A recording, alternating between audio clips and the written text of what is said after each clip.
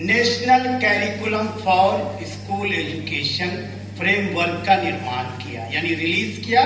कब? 23 अगस्त 2023 को, जिसको इम्प्लीमेंट करना है हमको 2024 से, आने वाले समय, फॉर फ्यूचर।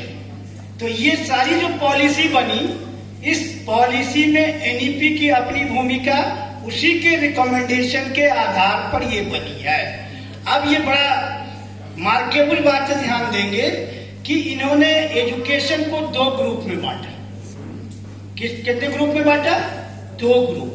फर्स्ट ग्रुप जो बांटा, उसमें सबसे पहले स्थान किसको दिया? आर्ट एजुकेशन, कला शिक्षा को।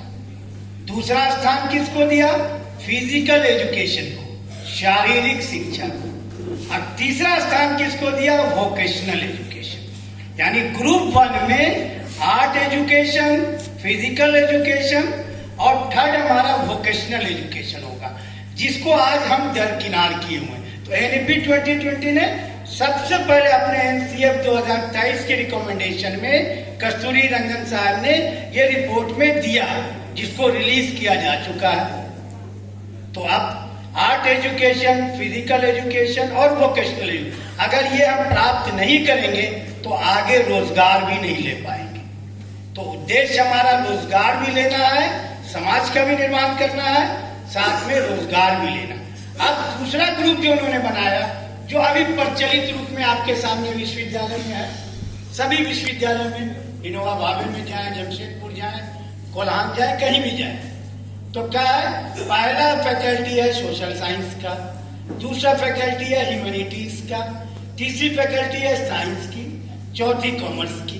तो इस चारों फैकल्टीज को दूसरे ग्रुप में रखा गया। क्यों?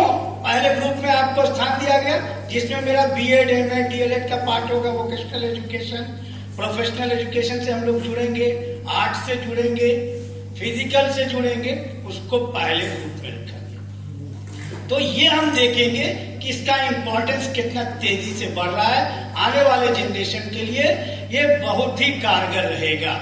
अब हम अपने लैंग्वेज को अपने अनुसार, अपने क्षेत्र के अनुसार, जो वहां पे बताया गया कि हमको हिंदी भी जानना है, लोकल लैंग्वेज भी जानना है, इंग्लिश भी जानना है, ताकि हमारे वर्क की भरपाई हो सके, हमारे कार्य का निष्पादन हो सके, ये चीज ध्यान देंगे।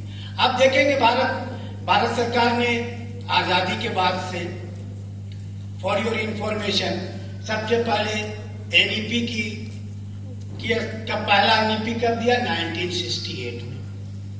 1968 में कोठारी कमीशन के बाद 68 में ड्राफ्ट आया, दूसरा 1986 में आया, और तीसरा जो सो कॉल्ड मानते हैं 92 में प्रोग्राम ऑफ एक्शन, जो 1986 का ही दूसरा रूप था, लेकिन तीसरा नामाकरण करते हैं। चौथा हमारे सामने 2020 आ गया।